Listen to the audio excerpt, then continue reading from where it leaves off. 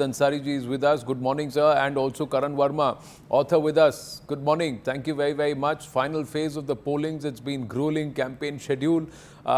As the dust is about to settle, the Prime Minister will emerge from his meditation this afternoon around 3 p.m. in Kanyakumari. Javed ji, what are you looking at? Which is the big contest that you are eyeing out of these 57 seats? The 13 seats of Eastern UP, the region that I hail from. That's of these during the last assembly elections in 7 districts of the 45 odd seats, the BJP had only 4 MLAs. So that tells a story, and that's why Mr. Yogi Adityanath has spent a considerable amount of time. Both the new chief ministers were deployed there, as was Mr. Dhami from Uttarakhand, as was the lieutenant governor. He was pushing the envelope. He suddenly, it dawned upon him that he must undertake a pilgrimage of all the mandirs in that region, especially in Ghazipur, and he did that. Now, how much of he did that during the last elections, last assembly elections, but that didn't seem to have much of effect. So how much of an effect that will have? And let's not forget, today is it's Prime Minister's election day as well. Yes. Varanasi goes to the polls. The Prime Minister spent a considerable amount of time. A lot of the big guns were stationed in Varanasi, and they used to go out every morning and to Eastern UP and come back. So yes, those 13 seats. But Javed Zaka here, you hail from that part, you're from Ghazipur, your family is from there. Last time around, there was a formidable SP-BSP Mahagathbandhan. And if that could not trounce the BJP, out of the 13 seats, the BSP got 2 and the BJP got 11. The Apna Dal also had 2 seats in this belt. Why should we believe that this time just SP and Congress will be able to match up to the BJP? So Zaka, let's not believe anything. Let's just wait for the 4th, and we'll know the reality. A lot has changed. A lot has changed. The ground has slipped from a number of people's feet. There are issues that have cropped up which were not there, which were not present during the previous elections. No, like what? So what has changed? Why do you say the ground has changed? I mean, help us understand. Look, what has changed? I'll tell you.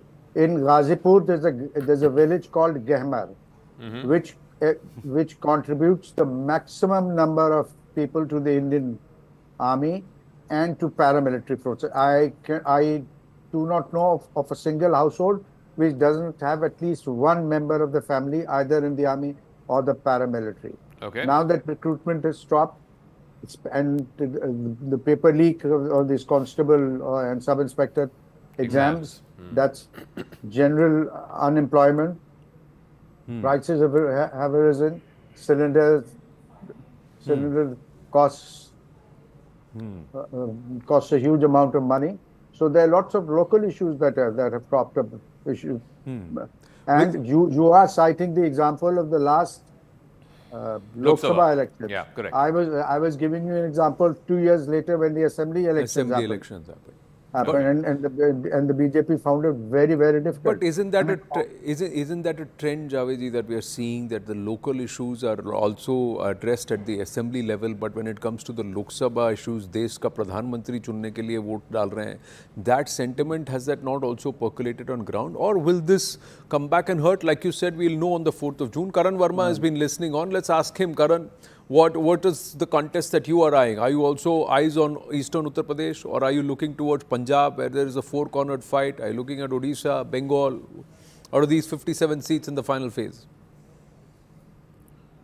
Good morning, and good morning to your viewers. The one election that has really caught my attention, the one seat, is the seat from Basirat, where one of the victims of Sandesh Khali, Rekha Patra ji, is contesting, and that's a very strong message by the BJP.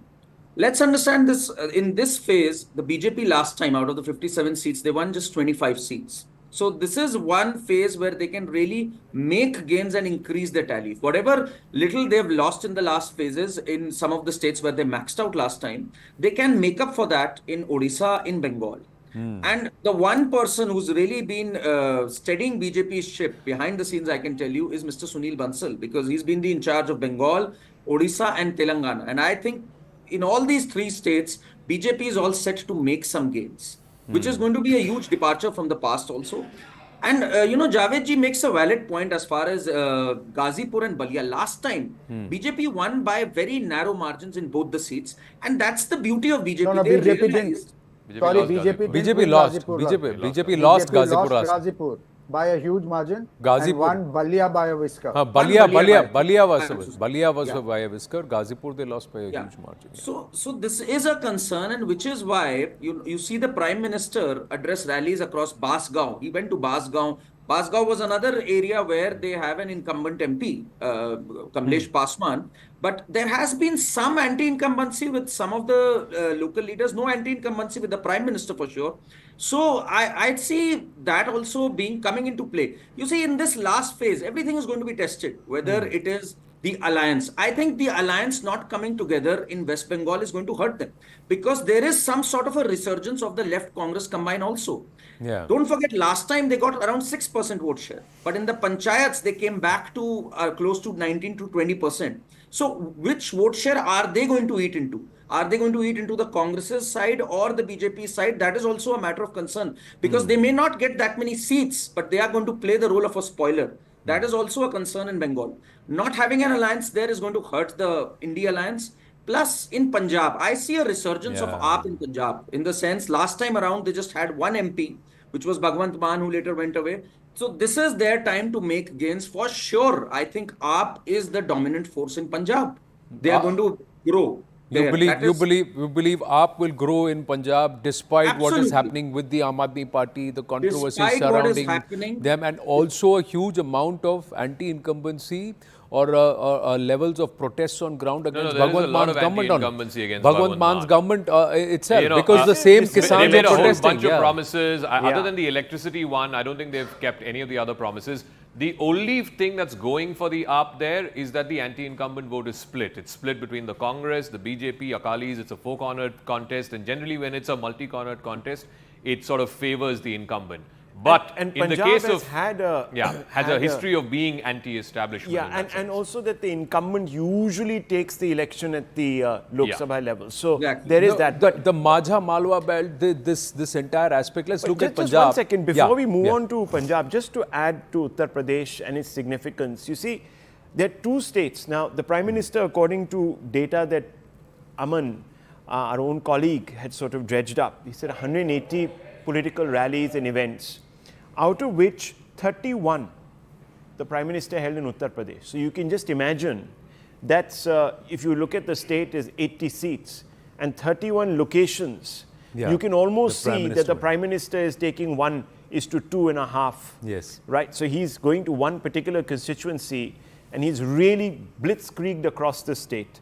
Bihar was the second highest, 20. Maharashtra 19th and Bengal 18. 18. This tells you where this election is going to be won or lost. Correct.